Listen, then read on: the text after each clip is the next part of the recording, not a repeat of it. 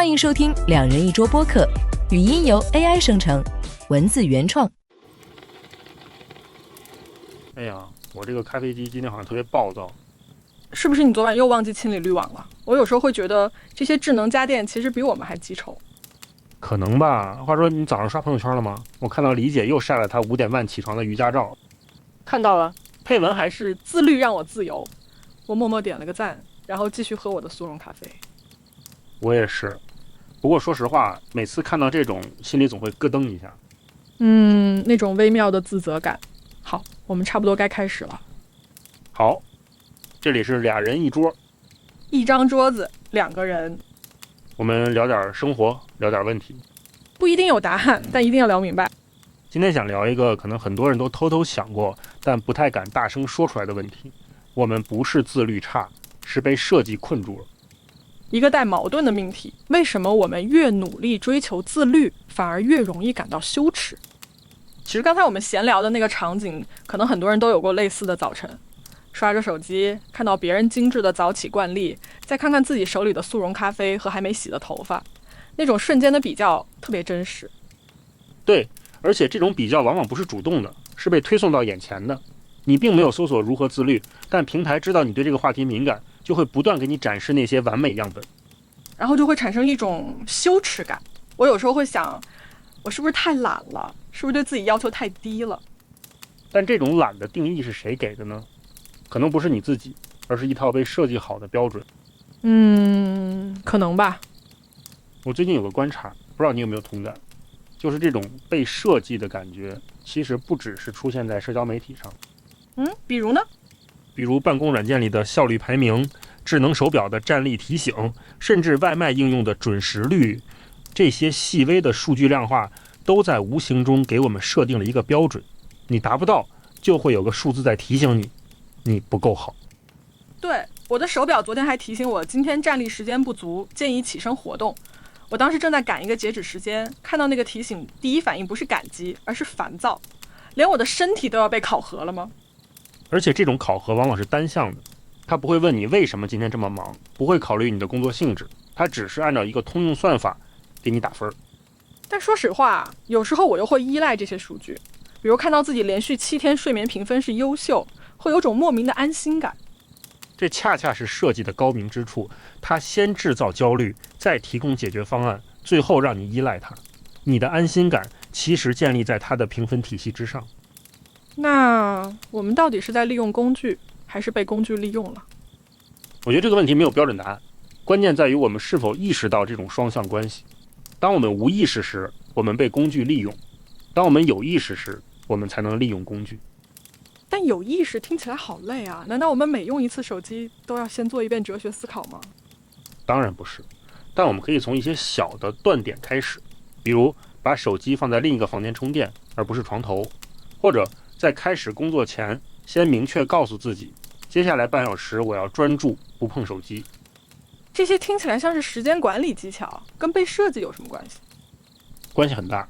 这些技巧本质上是在对抗系统的无缝设计。系统希望你无缝切换，你偏要制造一个缝隙，这个缝隙就是你重新获得主动权的空间。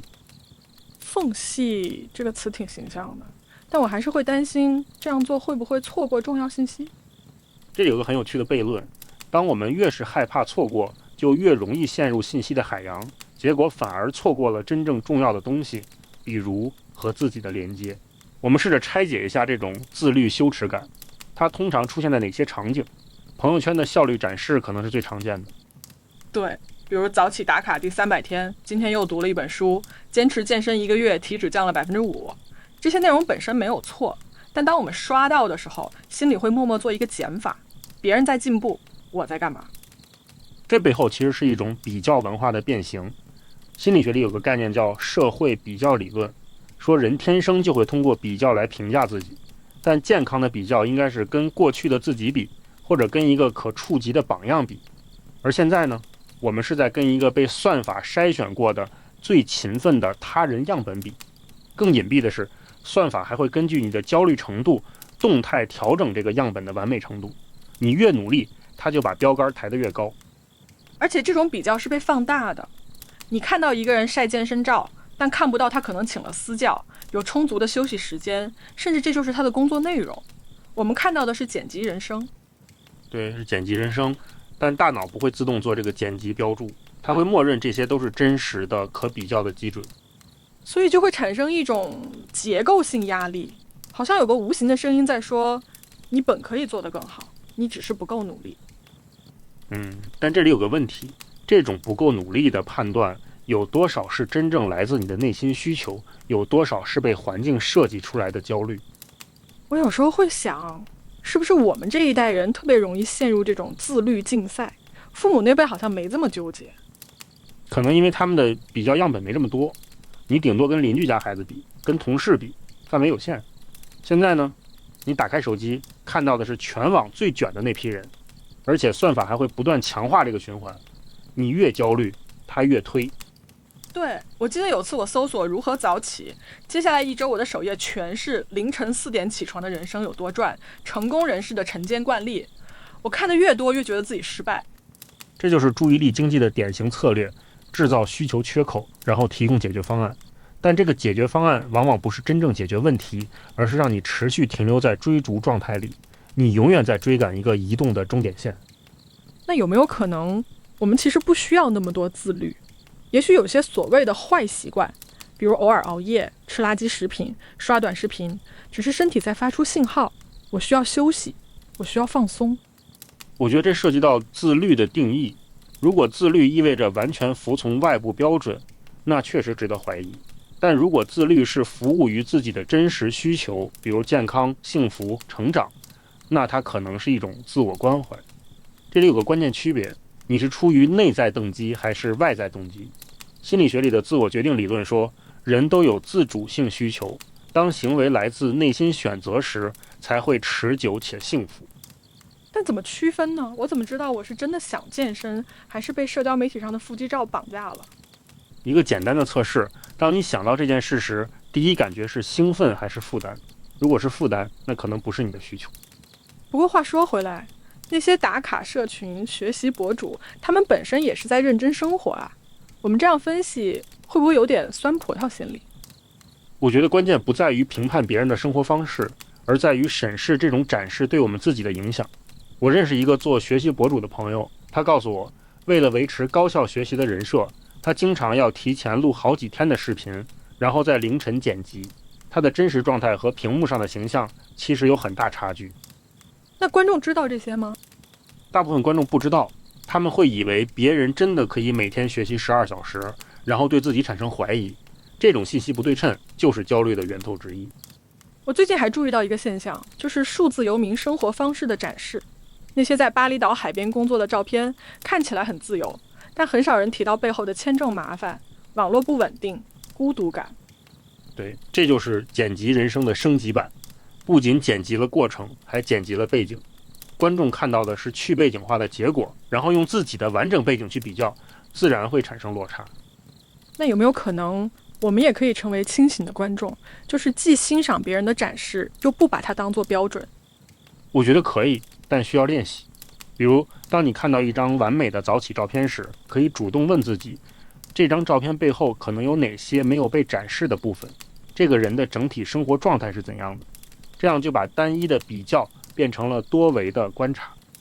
但这样会不会让我们变得太多疑，失去欣赏美好事物的能力？这确实是个平衡。我的建议是，欣赏可以，但不要自动转化为自我要求。你可以觉得这张照片拍得真美，但不需要觉得我也必须5点起床拍同样的照片。把欣赏和要求分开。把欣赏和要求分开，这个区分挺有用的。这就涉及到我们这期最核心的一个视角——注意力机制的设计。互联网产品的核心逻辑是什么？争夺用户注意力。怎么争夺？制造焦虑，提供解决方案，形成闭环。比如，先让你刷到别人自律的成功案例，然后给你推送21天养成好习惯的课程。你买了课，坚持了几天，在朋友圈打卡，然后平台获得了你的活跃度和数据。对，所以自律在这个系统里，可能已经不是一个单纯的个人修养问题，而是一种被设计好的用户行为路径。你的羞耻感、你的购买欲、你的分享冲动，都在算法的预料之中。听你这么一说，我突然觉得，是不是我们在找借口，把自己做不到的原因都推给系统设计？这个问题特别好，也可能是我们这期最需要警惕的一个自我怀疑点。我先说我的看法，不一定对。我觉得找借口和看见结构是两回事。找借口是为了逃避责任，而看见结构是为了理解自己为什么会在这种压力里。理解不等于放弃努力，但理解可以让我们更清醒地选择努力的方向。比如你看到别人早起读书，你感到焦虑，找借口是都是平台给我推送的，烦死了，然后继续躺着刷手机。看见结构是这是平台在利用我的比较心理，那我真正想提升的是什么？如果我想多读书，是不是可以设定一个不跟别人比较，只适合自己的节奏？也就是说，不把自律当成一种表演，而是当成一种真实的属于自己的需要。对，但这也很难，因为表演有观众，有及时反馈，真实的需要往往孤独漫长，没有掌声。对，其实这种被训练的感觉在互联网产品里无处不在，比如短视频平台的滑动机制，你不需要点击，只需要轻轻一滑，下一个视频就来了。这种无缝切换的设计就是为了降低你的决策成本，让你一直滑下去。对，我经常一刷就是2个小时，回过神来才发现时间没了。但奇怪的是，我甚至记不住刚才看了什么，因为内容太碎片了，而且算法在刻意制造信息过载。当你被大量短平快的信息淹没时，大脑就来不及深度处理，只能被动接收。这时候你更容易接受表面的结论，比如别人都那么自律，我也必须做到。那这种设计有没有可能改变？如果我们意识到问题，能不能主动选择不同的使用方式？我觉得可以，但需要很强的自我意识。比如你可以关掉非必要的推送，设定每天固定的刷手机时间，或者有意识地关注一些反算法的内容，那些不追求流量、不制造焦虑的创作者。但这样会不会让我们变得更封闭？算法毕竟也帮我们发现了不少好东西。这就是平衡的艺术。我们不是要完全拒绝算法，而是要学会有意识地使用，知道它在怎么影响我们，然后主动选择什么时候跟随，什么时候暂停。好像又回到那个核心问题了，我们到底是在利用工具，还是被工具利用？也许答案不是2选1，我们既在利用工具，也在被工具塑造。关键是要保持觉察，不让这种塑造变成无意识的操控。我最近看到一个研究，说推荐算法会特别关注用户的情绪波动时刻，比如你深夜刷手机，可能更容易看到励志内容；你工作压力大时，更容易看到放松技巧的广告。它不是在随机推送，而是在捕捉你的心理状态。所以我们的自律焦虑其实是被精准投放的，那感觉更可怕了。某种程度上是的，但是换个角度看，这也说明我们的情绪和需求是有价值的。对平台来说，你的焦虑可以被转化为课程购买，你的放松需求可以被转化为娱乐消费。注意力经济本质上是一种情绪经济。情绪经济这个词挺准确的，但这样说的话，我们岂不是永远逃不出这个循环？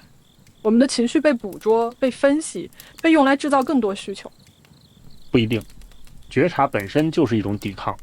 当你意识到我现在感到焦虑，可能是因为算法在给我推送相关内容，这个觉察就创造了一个间隙。在这个间隙里，你可以选择我是要继续刷下去，还是放下手机做点别的。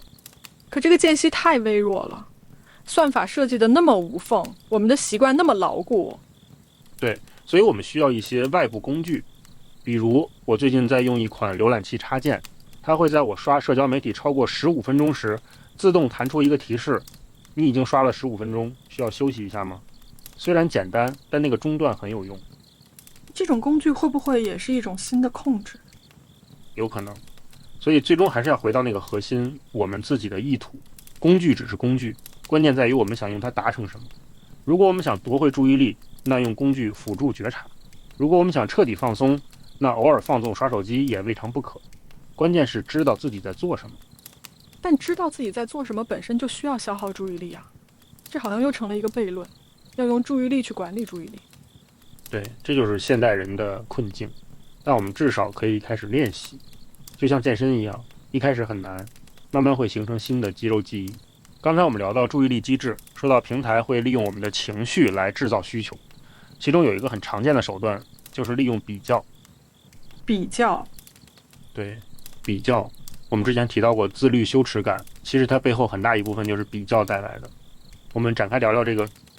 好，不过说到比较，我有时候会觉得比较也不全是坏的，适当的比较可以让人进步，这是社会心理学里有的概念。是社会比较理论，但这里有个关键区别，健康的比较是跟过去的自己比，或者跟一个可触及的榜样比。可是阿东，我觉得可触及这个词本身就很模糊，对我来说理解可能就是可触及的榜样，我们同一个公司，年龄也差不多。你说的对，可能可触及在不同人心里标准不一样，但我想说的核心是，当我们比较的时候，是在获取信息，还是在被灌输标准？但我就是会被那些完美样本吸引，看到别人那么优秀，我就会想，为什么我不能？这就是设计的高明之处，它不会给你一个可触及的榜样，它会给你一个你永远差一点的幻觉，差一点就能早起，差一点就能坚持，差一点就能像他一样成功。这个差一点让你永远在追逐，永远在自责。那按你这么说，我们就不该看任何正能量的内容了，那些自律的人就都是表演了。我不是这个意思，我是说我们需要分辨我在被激励还是在被绑架。如果看到别人的自律，你感到的是我也要为自己努力的动力，那是健康的。如果感到的是我怎么这么差的羞耻，那可能就需要警惕了。但有时候羞耻感也会带来行动，我因为羞耻去健身了，这不是好事吗？短期看可能是好事，但长期看，建立在羞耻感上的行动往往伴随自我惩罚和自我厌恶。你会因为一次没做到就加倍责怪自己，这种关系是脆弱的，甚至是痛苦的。你说的对，我确实有过那种今天没跑步我真失败的念头。所以我们需要重新定义自律，它不是一场必须赢的比赛，而是一段可以跌倒、可以休息、可以慢一点的旅程。承认自己普通，在这个时代其实挺难的。但承认自己普通，承认自己需要休息，在这个时代好像也需要勇气，可能是最大的勇气之一。我有时候会好奇，这种对自律的过度推崇，是不是也跟我们的文化背景有关？比如儒家文化里强调克己复礼，西方新教伦理强调勤奋与节制，这些传统在现代社会被算法放大后，变成了更严苛的标准。很有道理。传统文化里的自律往往与道德修养、灵魂救赎挂钩，而现在算法把这种道德压力转化成了数据指标。你的睡眠分数、步数排名、学习时长，这些数字成了新的功德簿。但数字是冷的，它不会理解你昨天为什么失眠，不会体谅你生理期的不适，它只会显示未达标。对，这就是问题的核心。当自律被量化，它就失去了人性化的弹性，而人不是机器，我们需要波动，需要犯错，需要那些不达标的时刻来定义什么是达标。那如果我们想摆脱这种被设计的感觉，第一步该做什么？我觉得可以从一个小实验开始。明天早上，当你醒来第一反应是拿手机时，先停3秒，问自己，我现在需要什么？是信息，是逃避，还是仅仅是一种习惯性的动作？3秒听起来简单，但感觉很难。是，因为我们的神经通路已经被训练得太熟练了，但每一个3秒的停顿都是在重建一条新的神经通路。它很微弱，但它是你自己的。这让我想到健身房里的镜子，本来镜子是让你观察动作、纠正姿势的工具，但现在很多健身房的镜子角度、灯光都被设计过，让你在特定光线下看起来更好看，从而产生我练得有效果的错觉，然后更愿意续卡。很好的类比。其实很多产品都在用这种设计过的反馈。你的智能手表告诉你今天运动量达标，哪怕你只是多走了几步。学习应用给你发连续学习7天的勋章，哪怕你只是每天打开看了5分钟。这些微小的正向反馈都在强化你我在进步的幻觉，让你更离不开这个系统。那如果我们想跳出这个循环，除了3秒停顿，还有什么更实际的方法？我觉得可以尝试主动降噪，不是完全拒绝信息，而是有意识地筛选信息源。比如你可以每周固定一个时间看朋友圈，而不是随时刷新，关注那些会分享过程而不仅仅是结果的创作者，甚至可以有意识地关注一些反算法的内容，那些讨论算法机制、数字极简主义的账号。但这样会不会让我们变得更边缘？大家都在追逐热点，我们却在研究怎么不被热点影响。有可能，但这也是一种选择，选择不被设计，选择自己的节奏。而且这种边缘可能恰恰是清醒的开始。聊了这么多，我突然感觉放松了一点，好像肩膀上那个必须完美的担子稍微轻了一些。可能我们都需要一个许可，一个允许自己普通的许可。普通不等于失败，普通只是意味着你不需要时时刻刻都处于战斗模式。对，而且普通的生活里也有它自己的深度和丰富性，比如你用心做的一顿饭，和朋友的一次深聊，读一本无关功利的书，这些可能不会出现在效率手册上，但它们同样是重要的。但这样想会不会太理想化了？现实是老板要关键绩效指标，房贷要还，孩子要养。是，现实很重，所以我不是在说放弃现实，而是在说在现实里给自己留一点喘气的空间。也许这个空间只有5分钟，也许只是一杯咖啡的时间，但至少在这5分钟里，你不是工具，不是角色，只是你自己。而且承认自己需要休息，承认自己会累，这本身就是一种力量。它意味着你没有被那套永远积极、永远高效的叙事完全吞没。对，我突然想到，这期节目本身可能就是我们给自己也给听众的一个缓冲空间。也许是吧。其实我最近尝试了一个小方法，还挺有用的。我把手机的主屏幕换成了纯色壁纸，上面只写着一句话：呼吸。哦，这个很妙，视觉上的留白确实能打断自动化的行为链条。对，每次解锁手机前看到那句话，就会下意识地深呼吸一次。虽然只有几秒钟，但那种被拦截的感觉，让我重新意识到是我在使用手机，不是手机在召唤我。这让我想到一个更根本的问题：我们焦虑的真的是不够自律吗？还是说我们焦虑的是无法控制自己的生活？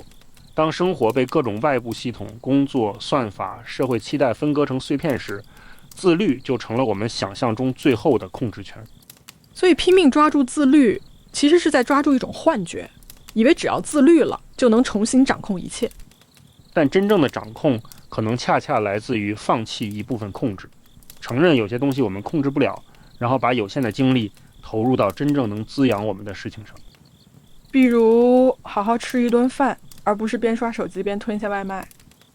对，比如允许自己发呆10分钟，而不是用碎片信息填满每一秒空白。听起来好像更奢侈了。但可能真正的奢侈不是拥有更多，而是敢于拥有更少。更少的焦虑，更少的比较，更少的必须。这么说的话，我们这期节目其实是在提倡一种减法生活。也许吧，不是放弃努力，而是放弃那些被设计出来的努力标准，回到你自己的节奏里。但我有时候还是会怀疑，这种回到自己节奏的想法是不是一种自我安慰？毕竟现实世界的竞争是客观存在的。我不觉得这是自我安慰，相反，我觉得这是一种更清醒的认知。竞争确实存在，但我们要分辨哪些竞争是真实必要的，哪些是被制造出来的虚假赛道。比如为了升职而提升专业技能，这是真实的，但为了朋友圈的点赞而维持某种人设，这就可能是被设计的。可人设也是一种社交资本啊，现在很多人都是靠人设获得机会的。对，这就是现代社会的矛盾。但问题在于，当人设成为一种负担，当你为了维持人设而不断消耗自己时，它还是资本吗？还是说它已经变成了负债？我认识一个朋友，他在社交媒体上一直是自律达人的形象，每天晒健身、读书、早起。但私下里他告诉我，他经常凌晨3点还睡不着，因为害怕明天没有内容可发。那太累了。是的，所以承认普通不是放弃进步，而是拒绝用表演代替真实。你可以进步，但按照自己的节奏，不是为了展示给别人看。但社会好像不鼓励这种低调的进步，没有数据，没有勋章，没有朋友圈的点赞，你的进步就像没有发生过一样。这恰恰是最需要勇气的地方。你进步是为了自己，而不是为了被看见。这种进步可能孤独，但它更扎实，也更持久，因为它建立在内驱力上，而不是外在认可上。可是被看见、被认可，本来就是人的基本需求啊。没错，但我们可以选择被谁看见、被谁认可，是算法筛选出来的陌生观众，还是真正了解你、关心你的人？是朋友圈的点赞数字，还是朋友深夜的一句我懂你？前者是设计好的标准，后者是真实的关系。